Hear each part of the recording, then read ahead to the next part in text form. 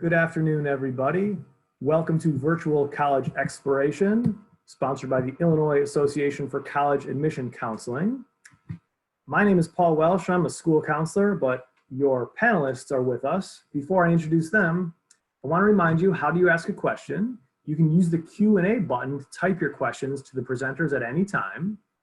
Your camera and microphone are off. We cannot see you or hear you, so you should communicate with the presenters with the Q&A function. Please sign up for more sessions. There are almost 400 sessions for you to choose from. Go to the website, www.iacac.org, and recordings of this and all sessions will be available. With that, I would like to turn it over to the presenters in breaking down the college admission process with college and university, with CUB, and I'm going to turn it over to my colleagues right now.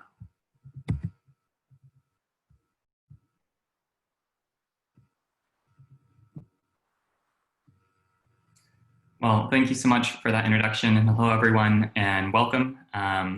We are CUB, College and University Breakthrough, and we are so excited to be able to connect with you today, and thank you for taking the time to attend our panel and add another Zoom session to your schedules. Our session today will cover the meaning of fit in your college search, understanding financial aid and the admissions process during COVID-19 as well. We'll also leave time at the end for questions. Just for a little background on who we are, College and University Breakthrough was formed by our respective deans and vice presidents of admission and enrollment, and they all know and respect each other really well and saw the value in collaborating to form an outreach and access partnership. So the CUB schools, Bowdoin College, Colorado College, Princeton University, and Washington University in St. Louis all share similar qualities and characteristics, including a commitment to access, inclusion, and diversity. Affordability, each of our institutions meets the full demonstrated need of an applicant, having talented and diverse students as well as faculty and staff, providing incredible, rigorous academic programs and opportunities in and out of the classroom. And we also all use the Common Application, Coalition Application, and we are QuestBridge partners. We're selective in our holistic admissions process, and even our mascots are similar. 2 of us have tigers and the other 2 have bears. So with our background and shared strengths covered, we'll go ahead and start with some introductions and then get right into our panel so that we can reserve as much time as possible for any questions that might come up. I'll just start right off with my intro and say hello again. My name is Bryce Irvin. I use the pronouns he, him, his, and I'm a Senior Assistant Dean of Admissions with Bowdoin College.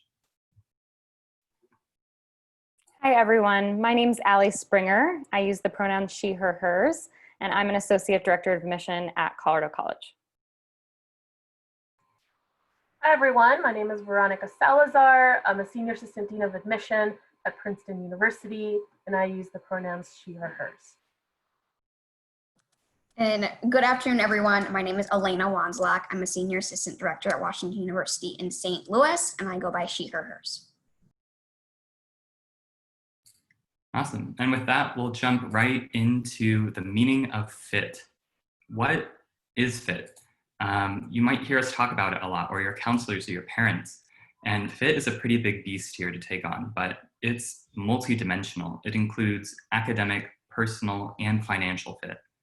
And for academics, this could be finding and identifying colleges and universities that either provide specific academic programs you're looking for, and or a combination of curricular structure that will support academic exploration as you navigate what your interests are and how those change during your time in college. For personal fit, this could mean finding communities that you can see yourself being a part of, and clubs and organizations and a social life that align with your interests and drive. Financial fit is finding a college or university in an aid package that can provide the financial support needed to attend and graduate with minimal or a manageable debt burden. Academic, personal, and financial fit are huge categories, and it takes some work and research on your end to consider all of the elements of fit and their importance to you. As you begin to discern fit, remember that colleges and universities are more than just their rankings, and that it's not always about outcomes. Connecting with us and using the resources you can at your disposal are great ways to start exploring whether or not a college might be the right fit to you. Sometimes fit might come down to a gut feeling. You can hear that a lot from people. but it's good to know that other times it might not, and that is completely normal. This is your process, and you are the only one who can decide if a particular place or set of places feel like a good fit to you. But we are here to help, and a great place to start is to join mailing lists, explore our websites, and see what virtual options are available to tour colleges and universities, to connect with students, attend virtual information sessions, and see if colleges might offer interviews as well. These are all great methods to see if you might be comfortable and happy at the college that you're exploring. Fit is also something we look for in the admissions process. So all of the CUB schools use a holistic admissions process. And this means we work hard to get to know you as well as we can through your application, recognizing that the application can only tell us so much about you. We know you're a real person with depth and complexity, interests and drives, so we try really hard to honor that. Our dedicated admission committees and readers get to know you from all available angles and use the context of your high school, your environment, your community, and all the materials you submitted to develop the best possible understanding of who you are and your potential. This includes your high school transcripts through your senior year, your grades, your curriculum, sometimes your testing, in addition to how you spend your time outside of the classroom, whether that might be sports or clubs, activities, family responsibilities and obligations, different ways you connect into your communities, and that can include part-time and full-time jobs. Your recommenders also advocate for you and bring insight into who you are in the classroom and in your high school community. And your essays bring your voice to the application, speaking to your interests, drives, and talents. All of these pieces really do come together to help create the best well-rounded picture that we can have available of you. And that's really important in our process, where we're looking for fit as we strive to build talented and diverse classes who will join our college community and really thrive in the spaces that we've worked so hard to cultivate. I'll pass it off now for financial aid. Thanks, Bryce. So again, my name is Veronica Salazar. I'm a Senior Assistant Dean of Admission at Princeton University. So let's talk about understanding financial aid in our first slide and our commitment to access and affordability. And all of our institutions are committed to financial aid and diversity on each of our campuses. We do see financial aid as a partnership between your family and our institutions in order to make attending one of our schools a realistic option. And each of our schools are either need blind or need aware or need sensitive in our admission review. Therefore, how we review or make decisions on applications can vary depending on the school. So this means that some schools may consider finances in their admission decisions for their applicants. In terms of online resources, there are many. So to get a snapshot estimate of financial aid that you may qualify for, be sure to use either the net price calculator, a tool called like My Intuition, or the online estimator tool. These online tools are always and all available on each of our college's financial aid websites. Also remember that financial aid policies are different for every college and can change based on each student's financial aid eligibility. So therefore, these online estimators or net price calculators can give you a good estimate on your financial aid if they are filled out accurately and completely. It's also important to begin understanding the different types of financial aid programs for the schools that you might be interested in applying. And while all of us have that commitment to access and affordability, we each have varying financial aid policies and financial aid requirements. So when possible, begin your research as early as you can.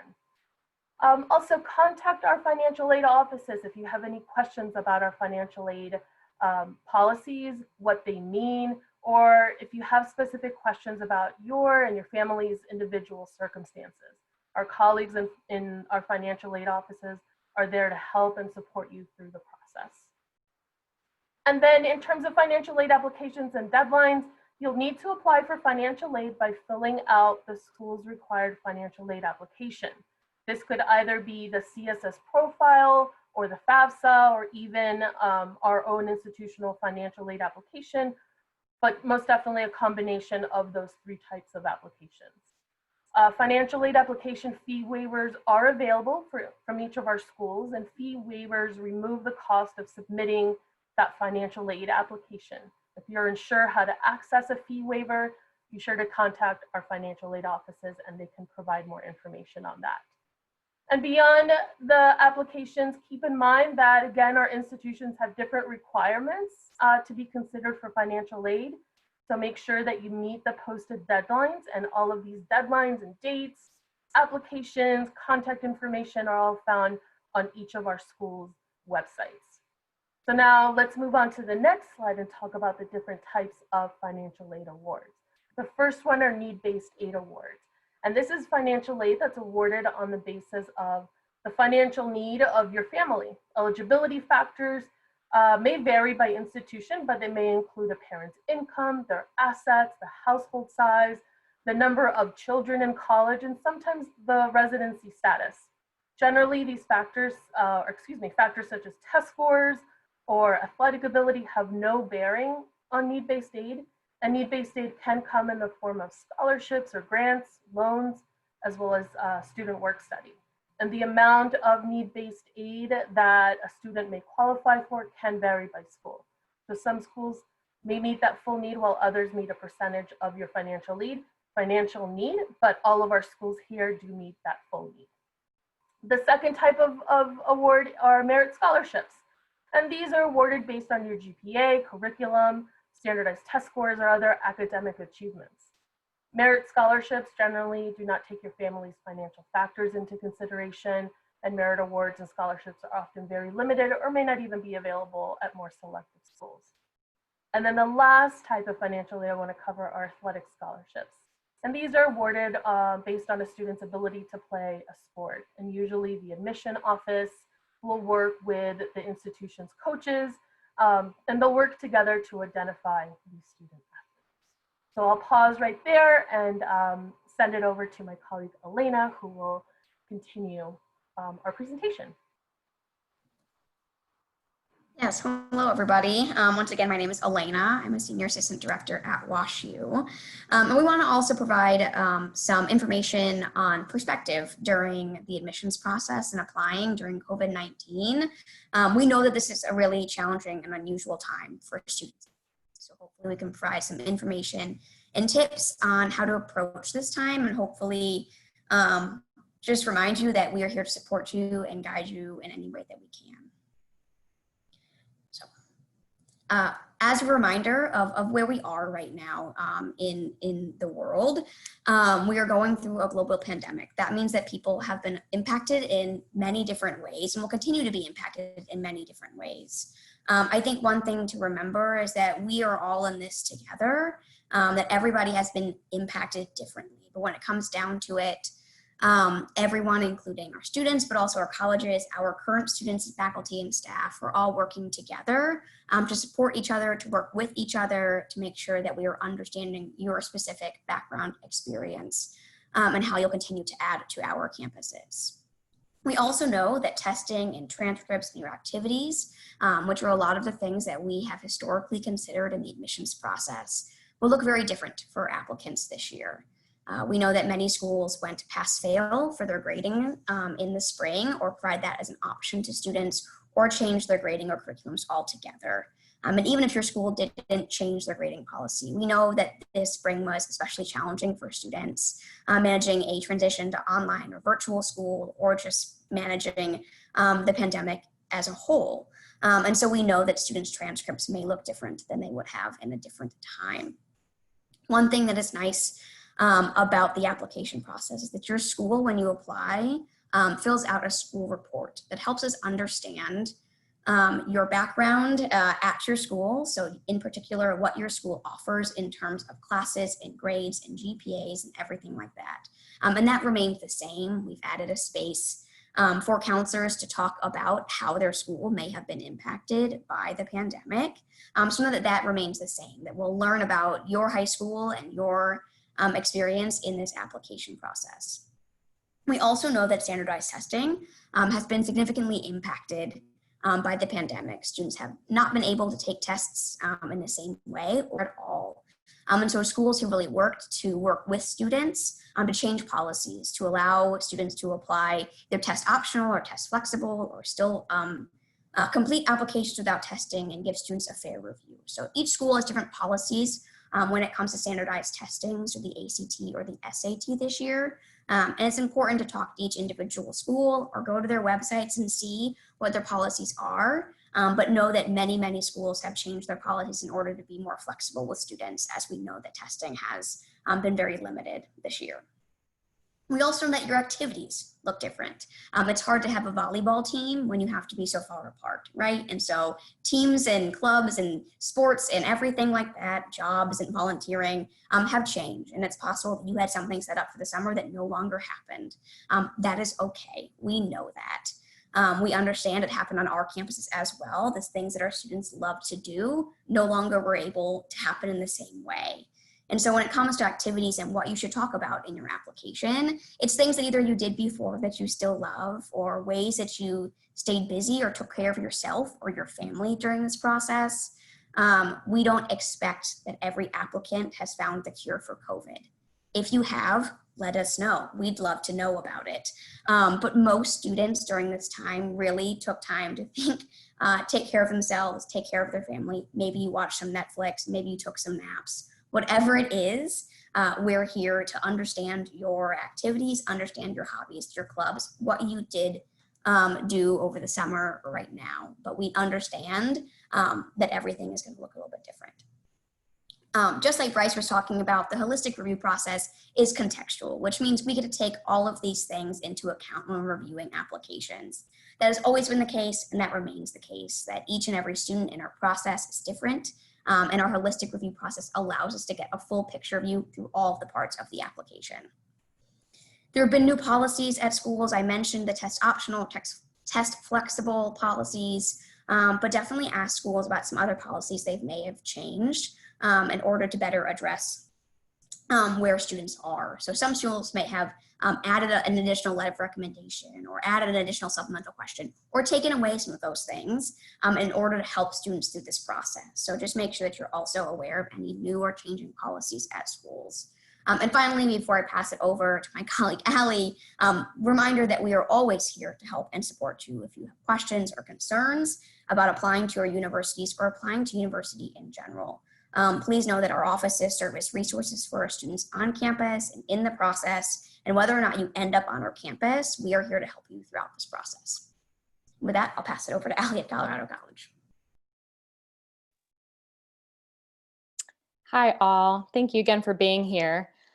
I am happy to share this presentation with my colleagues to hopefully put you at ease a little bit. And I think one of those things is definitely focusing in and narrowing down on what's in your control and trying not to stress so much about what is out of your control, because as Elena mentioned, there are a lot of changes and there are a lot of things that are out of all of our controls right now. So what can you do?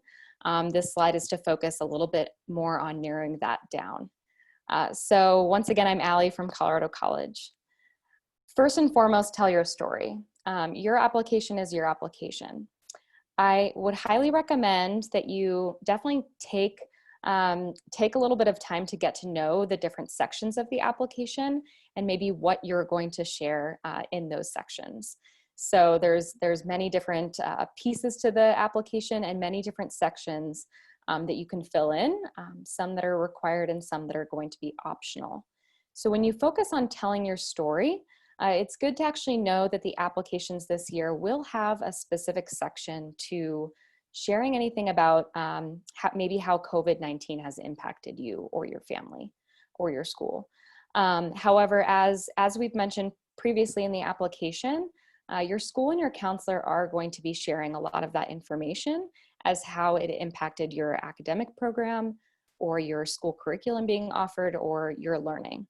And so just know that your school is going to take care of some of that for you.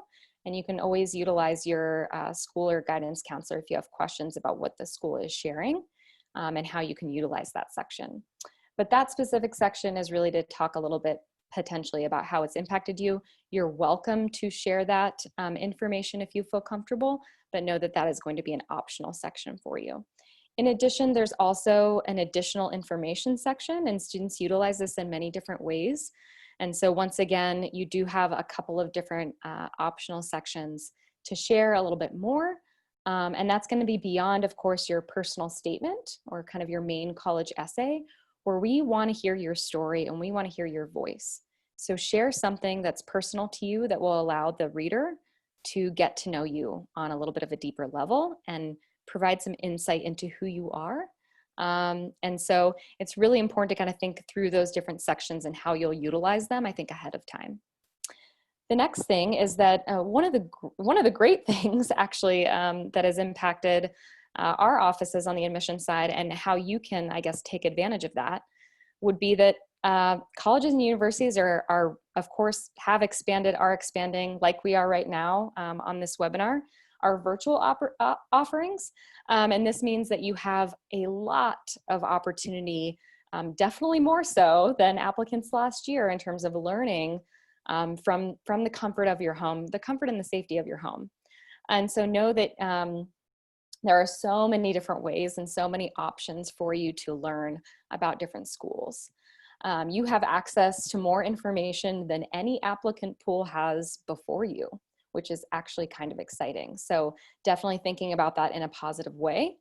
And there are things such as recorded sessions or videos. There are also ways to sign up for virtual opportunities or do research on the college's websites. So know that all of these things are available to you. And I encourage you after, as you know, Bryce had spoke on finding your fit and narrowing down your list a little bit.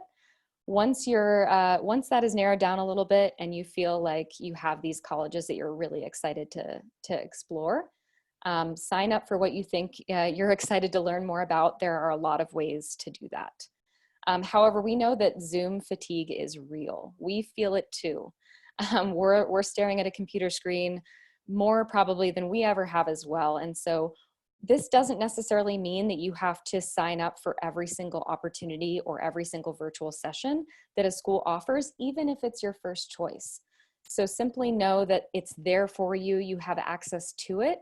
We'd like you to utilize it, but also know when you can press pause and take a break and don't feel like you have to work yourself too hard on Zoom or on the computer, because we know that your studies are oftentimes remote and on the computer these days as well. And so definitely make sure that you're taking a break from all of that too.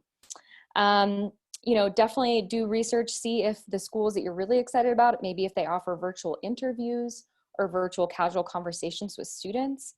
They may also have opportunities for you to engage with faculty in some way. So that could be through a video or watching a mock class. It could be through an open house program that's virtual where you get to see a faculty panel. So once again, know that you don't just have to talk to us admission officers. You can also make sure that you're reaching out and getting a sense of the college or the university through a student or a faculty member as well. And so finally, I will end with something that Elena also mentioned and that we will also mention is ask questions. And actually, as I sort of wrap up here, I would encourage you all to put a question into the Q&A, because we are going to have plenty of time to answer any questions that you all have. So get thinking about that. Feel free to start typing that out.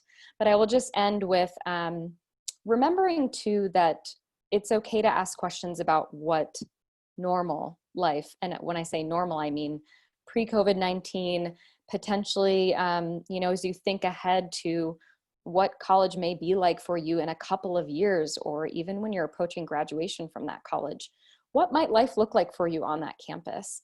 And so it's okay to ask those questions about what it's like. We're all, of course, hopeful that there will be a little bit more of a sense of normalcy here as soon as we're able to do that safely for our communities. And definitely ask questions about how colleges and universities are supporting students through this time also. Through COVID-19, what things look like now. It's okay to ask questions about many different pieces of life, either on campus or maybe how that school is dealing with things now, and what life maybe looks like on campus or virtually for those programs and those colleges as well. Once again, no question is necessarily off limits, and we want you to ask as many questions as you need to, hopefully to put you at ease, gather as much information as you need. And we're here for you. That is why we do what we do. admission officers, our job is to answer questions. And so we'd like you to take advantage of us and advantage of our colleagues, whether that's financial aid colleagues on our campus, whether that's current students that work for our office, or faculty members that we think are better suited to answer your question. So with that, I think I'm going to turn it back over to Elena, perhaps, and we're going to move, I think, into Q&A. So once again, we encourage you to submit questions into the Q&A function if you're able to. Thank you. Yes, I repeat all of that. We are now moving into Q&A. We have up here all of our university's general emails. So if you have questions that are more specific to our universities in particular, we encourage you to reach out to each of our offices to ask more questions. And we have about 20 minutes now to cover things about anything we've talked about today, the admissions process, scholarships, everything like that. And we will do our best to answer as many as possible. But again, use that Q&A feature and we'll get to as many as we can. Our first question is about scholarships for undocumented students. So I figure we should all take this one. And if our school has scholarships for undocumented students, I'm happy to start. For WashU, our financial aid covers 100% demonstrated need for all students, regardless of citizenship status. So documented, undocumented, U.S. citizen, non-U.S. citizen would meet that 100% demonstrated need.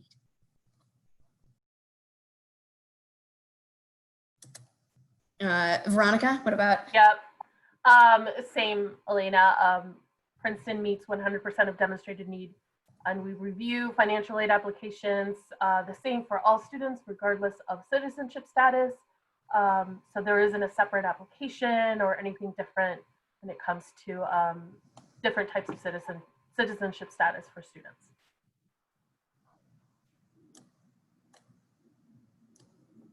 Yeah, I'll echo both Veronica and Elena here.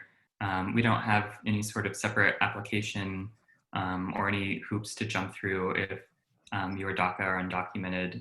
It's all the same process. And as with our 4 schools, we all meet that full demonstrated need of students regardless of citizenship.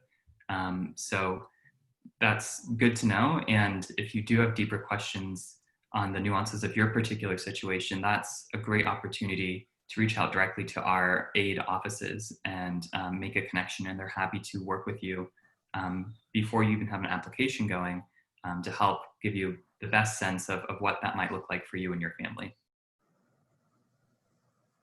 Same for Colorado College. We meet 100% of a family's demonstrated need, regardless of citizenship. So DACA or undocumented students should apply via the CSS profile, supporting documentation, and if admitted to Colorado College, would receive 100% of what that family needs in order to attend, just like all of our students. So yes, same here.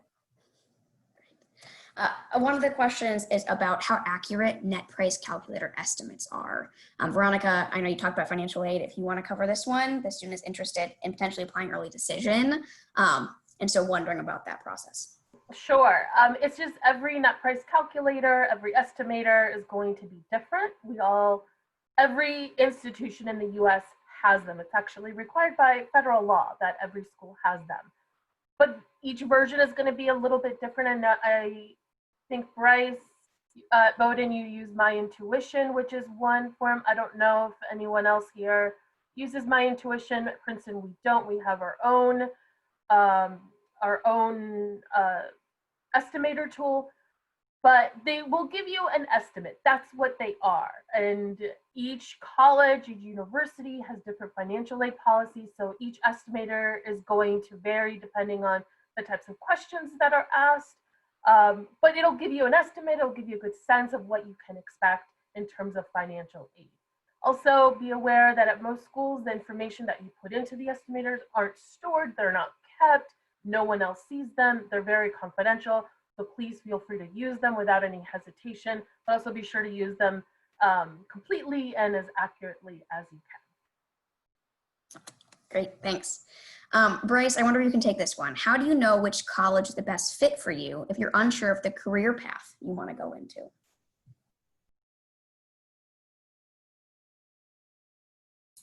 Yeah, that is a great question. And I'd answer it in that all of our colleges, the undergraduate colleges you'd be joining at our college or university, are liberal arts in nature. So if you have an idea of a career path you're interested in, you will be well prepared to go into that field, regardless of which school you end up attending. There could be specific academic programs, or there could be ways our curriculums are structured with what you're asked to take, either for core curriculum or different ways in which individual colleges might have certain requirements for students. And those, I think, fit well into an academic fit sort of piece for students. At Bowdoin, I know that 2/3 of our students changed their minds from what majors they were thinking about when they applied versus when they actually declare those majors.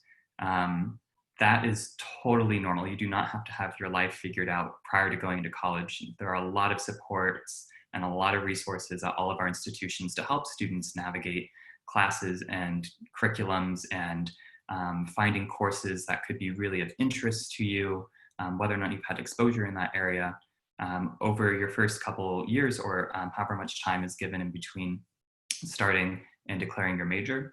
And all those systems are tied into our career services offices as well. So they rigorously advise students on professional interests and how academics might align with that, and opportunities for internships over the summer or during the school year. So rest assured, you would be well served, not necessarily knowing where you might want to go professionally still by all of our schools. So the academic fit piece and fit broadly is more around the institution in terms of the social life, the academics, as far as any sort of requirements, and the financial factors too.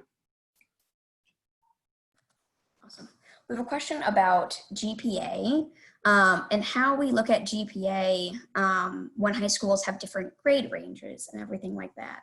Allie, I don't know if you want to take this one. Happy to. I love this question.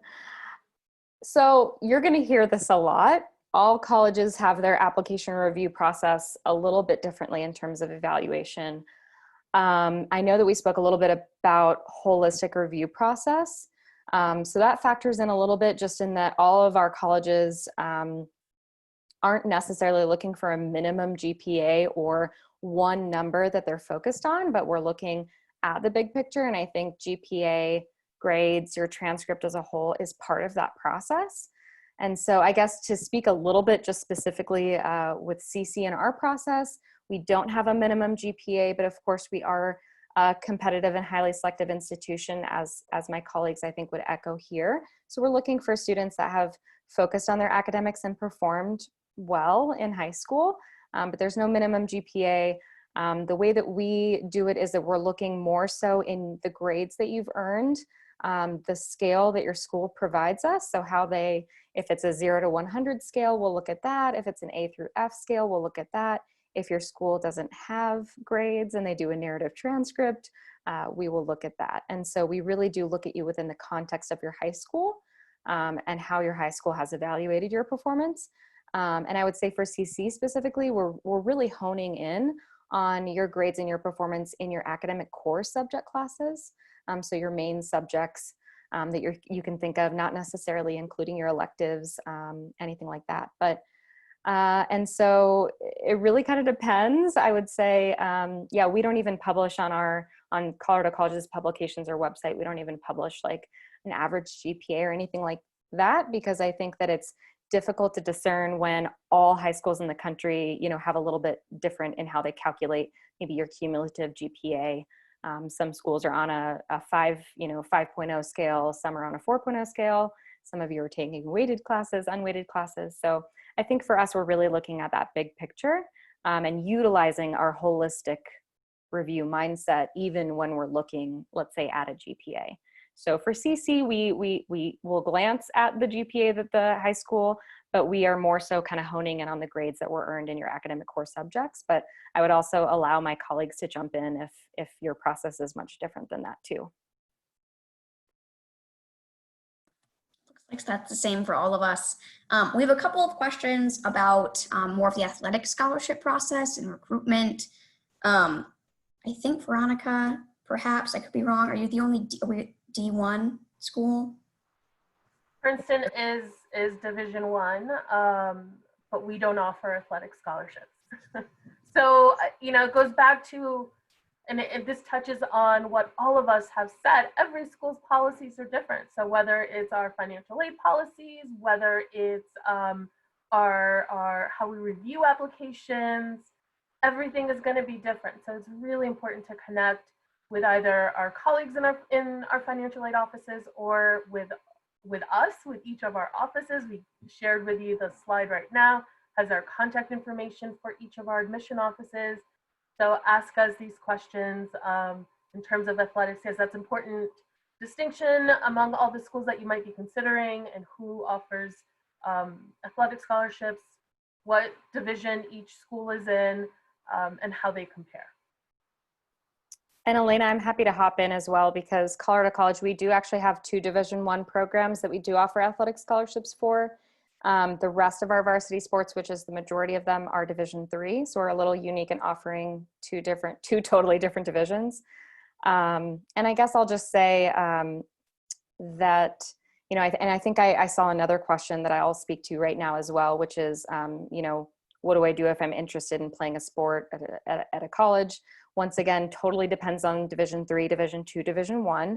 But I highly recommend, no matter what you're interested in or maybe what your level that you would like to play in, that you should reach out and talk to the coach. I think that's first and foremost how most of our offices would go, that you should reach out, talk to that program. There's often a head coach, an assistant coach, and someone can start that process with you and start that conversation. A lot of websites also will have like a contact form for athletics or coaches that you can submit. And I think you should just kind of look on their website and start there. Division III sports or athletics do not offer scholarships. For us, we have 2 D1, so they do. And so it's a little bit different also for each division and each sport. But definitely the coach, I think, is the first point of contact. You can always ask your admission officer at that specific college too, if you're not sure. Great, thanks. Bryce, maybe you can talk about what makes a liberal arts college different from other colleges or universities. Certainly, yeah. So liberal arts colleges specifically emphasize a breadth of study across multiple subjects while allowing for depth within several. And that depth usually comes in the form of majors and minors. So if you're looking at a liberal arts college, chances are it could have 40, 50 or more academic departments that cover huge different areas, from the sciences, the natural sciences, to the humanities, to foreign languages, anything that kind of might be under the sun of what you think of when you think of academics broadly exist at these institutions. And the breadth piece comes from typically at liberal arts colleges, a core curriculum that will encourage students to take classes across a variety of these departments. And then the depth, again, comes from your major and minor, which will be typically within 1 or 2 of these departments. And you'll have to take a certain amount of courses within that department to actually be a major. So you'll have a focused depth of study in a particular field. Other colleges and universities that are not explicitly liberal arts might be more vocational in background and will provide a specialized program of study in a very particular area, typically to prepare students for a certain type of job in a certain field. So it's a bit more specialized. Liberal arts kind of provides a very robust set of tools and experiences and skills that you can utilize really in any career path after graduating from that college or university. You'll see that liberal arts students, if you look through any flyers we have online or outcomes where alumni end up and what types of companies and organizations and nonprofits and places they end up, they are all over the world and in every sort of industry. So there's a flexibility to a liberal arts education that can really empower you to pursue whatever it is you're interested in, even if you don't know what that is yet. Thanks. A couple questions more about just the holistic review process. Again, a question about just like what are the factors in kind of holistic review, but also how can you kind of showcase either your specific passions or interests, and kind of what you're interested in. I guess those are kind of two questions, but I wonder if somebody wants to kind of just cover again briefly just the different parts of the application and perhaps how students can either focus in on something, or as we like to think, be kind of those all over well-rounded students. Is anyone interested in taking it? I'm happy to take it. I'll keep talking. So a holistic review really means that we're looking at a lot of different things, right? Like Bryce was talking about earlier, it includes your academic preparation. So your transcript, your courses, grades, everything like that. It may include standardized testing, depending on the college. But it also includes the qualitative pieces of you. So your letters of recommendation, extracurriculars and activities, and any essays that are required by the school. Those are kind of the pieces of the application that all factor into holistic review. And that really just means that we are considering all of these things in context. So looking at you and what's been offered to you in your school, in your community, in your state, your country, wherever. And so we're able to really look at students within context. And in terms of how you can kind of showcase your specific spike or passions or interests, it really depends on you, the student. If you're somebody that's more well-rounded, so you like to do a lot of different things and that's who you are, then be that student. If you're somebody that's very kind of focused, or as we call in our office, pointy student, so you love music, you want to study music, everything you do is music, then be that student as well. You know, then your activities would speak to that. You might write about that in an essay, or you can be somebody that has different ideas and passions. So not one type of student that colleges are looking for, but more just trying to understand you as an individual, how you're going to fit into our kind of larger classes. So hopefully that helps with both kind of holistic review and parts of the application as well. And here's a question. Is it better to maintain good grades throughout high school or have a rising trend in grades? I think a question that I also get sometimes is it better to have kind of all A's in, you know, good classes or a mix of grades in the most challenging courses? So kind of a, you know, question about grades. Allie, do you want to take this one? Sure. I would encourage students to definitely take advantage of resources at their high school, speaking with counselors and teachers about what courses they might want or should take in the following year. And I guess I would say I would err on the side of a student challenging themselves in a subject that maybe they're excited about, and maybe perhaps getting a little bit of a lower grade rather than maybe taking the regular in that particular subject. But if it makes sense to have a mix of rigor in different subjects, I think that's fine. I think most of our schools, we would say, have some rigor in your schedule, take some challenging coursework that'll make you more competitive for admission, but also prepare you for the rigor of college work, I think at least our institutions. But speaking in general, a rising grade trend is good, but I would say don't shy away from those tough or rigorous classes because you're worried about getting, you know, a little bit of a lower grade. But it's also okay to have that mix as well. I hope that answers the question. I think that's what I would say. Yes, I tried to combine many questions, so I appreciate it.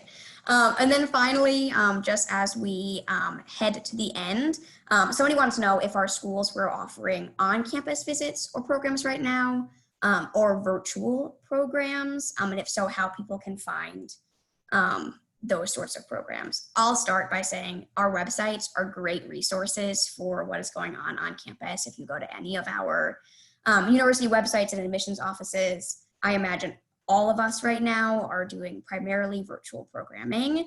I don't know if anybody is doing on-campus visits. No, I didn't think so right now. So the best way to learn about our colleges is to communicate with us through campus tours virtually, through virtual info sessions, emails, all of that sort of stuff. And once again, if you want to reach out to any of us, reach out to our admissions offices and we are happy to help answer questions, be a resource, everything like that. A lot of you had great questions, but they were about individual schools. So just make sure that you're reaching out with those same questions, asking about tuition and fees and everything like that, and deadlines, because they are different for every one of us. All right, thanks everybody. Hopefully you learned a little bit, and we hope you have a good day.